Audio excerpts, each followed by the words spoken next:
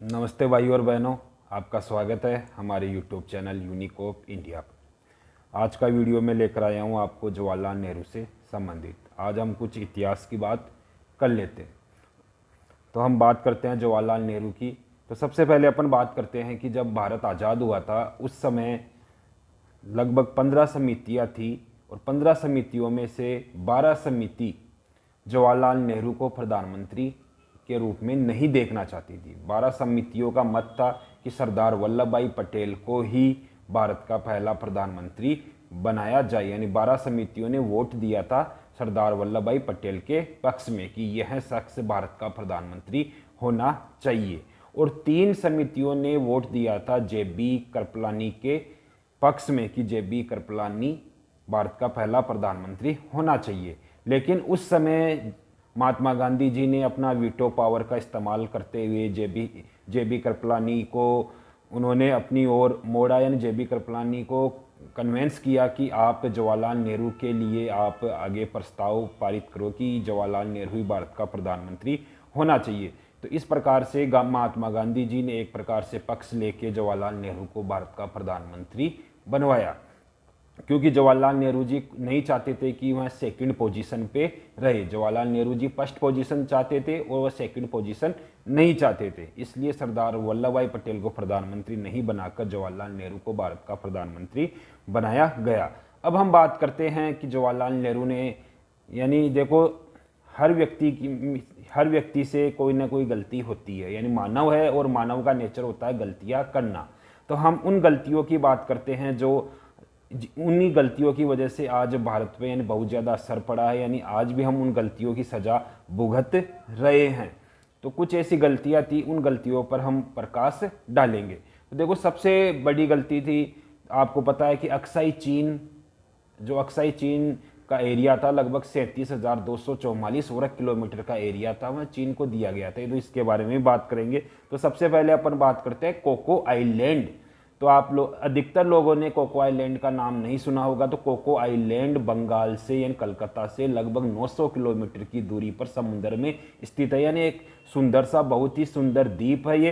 तो हम बात करते हैं कोको आइलैंड, यानी जो कोको आइलैंड है वह 1950 तक कोको आइलैंड है वह 1950 तक भारत का ही हिस्सा था, यानी कोको आइलैंड भारत का ही हिस्सा था। एक अच्छा खूबसूरत द्वीप है जिसके बारे में चीन आज भी इतराता है।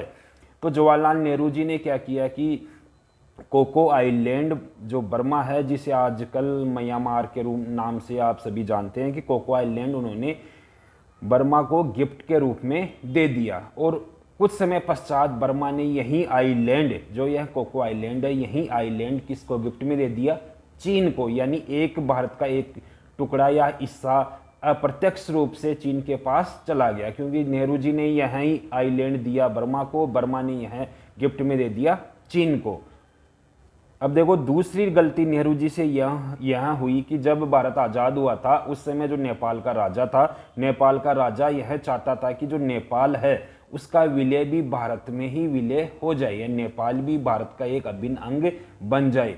लेकिन उस समय जो देश के प्रधानमंत्री नेहरू जी थे, नेहरू जी ने यह तर्क दिया कि नेपाल का भारत में विलय करने से इसके फायदे तो कम है और नुकसान ज़्यादा है। यह कहकर नेपाल का विलय भारत में नहीं किया, यानी जो नेपाल है उसका विलय भारत में नहीं किया। और उसका नतीजा आप अभी वर्तमान समय में, कुछ समय पहले आप लोगों ने देखा होगा कि नेपाल के थ्रो, यानी नेपाल के द्वारा ही चीन भी भारत को आके दिखा रहा था। जब चीन भारत को आके दिखा रहा था उस समय नेपाल भी चीन के बहकावे में आकर भारत को आके दिखा रहा था। यानी उस समय यदि नेपाल का विलय भारत में हो जाता तो आज ये है, यानी हकीकत कुछ और होती और नेपाल भारत को आके नहीं दिखा पाता, क्योंकि यह भारत का एक अभिन्न अंग होता। तो आपको पता है कि नेपाल का राजा चाहता था कि भारत में इसका विलय हो, लेकिन जवाहरलाल नेहरू की गलती की वजह से नेपाल का विलय भारत में नहीं हो सका।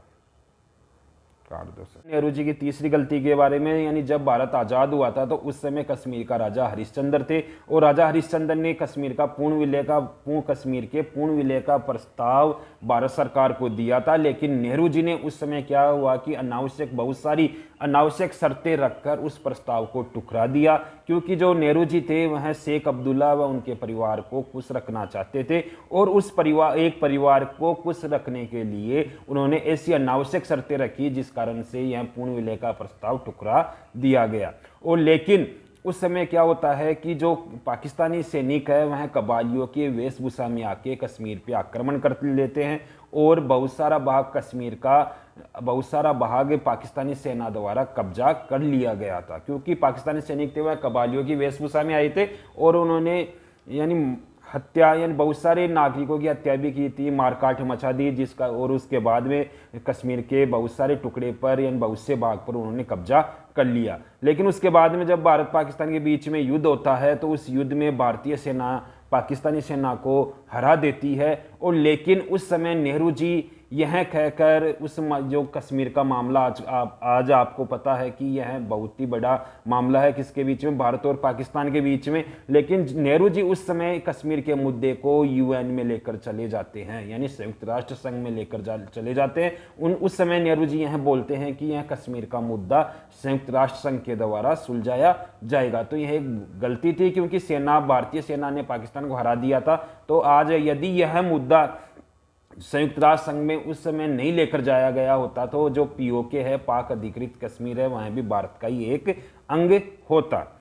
नेहरू जी की देखो चौथी गलती यह थी कि जब चीन ने तिब्बत को जबरदस्ती हड़प लिया तो उस समय नेहरू जी ने चीन के साथ एक पंचशील समझौता किया था और पंचशील समझौता के तहत जो तिब्बत है वह चीन का एक भाग माना गया। और उस पंचशील समझौते के तहत जो तिब्बत है वह चीन का एक भाग हो गया। लेकिन उस समय देखो नेहरू जी तिब्बत की मदद नहीं करके, उस समय तिब्बत को बचाना चाहिए था चीन से, और चीन से नहीं बचाकर उस समय अपने देश में चारों तरफ नेहरू जी ने एक ही नारा लगाया, हिंदी चीनी भाई भाई। और आज वर्तमान समय में आप देख सकते हो कि हिंदी चीनी कितने भाई है, भाई भाई है या दुश्मन दुश्मन है। तो आगे जाकर यही जो हिंदी चीनी भाई भाई का नारा उस समय लगाया गया था पूरे देश में चारों तरफ, ये लोगों की एक यही साइकोलॉजी बन गई थी कि हिंदी चीनी तो भाई भाई है। लेकिन आज ही आप देख सकते हो कि चीन किस प्रकार से भारत को अपनी आंखें दिखाता है,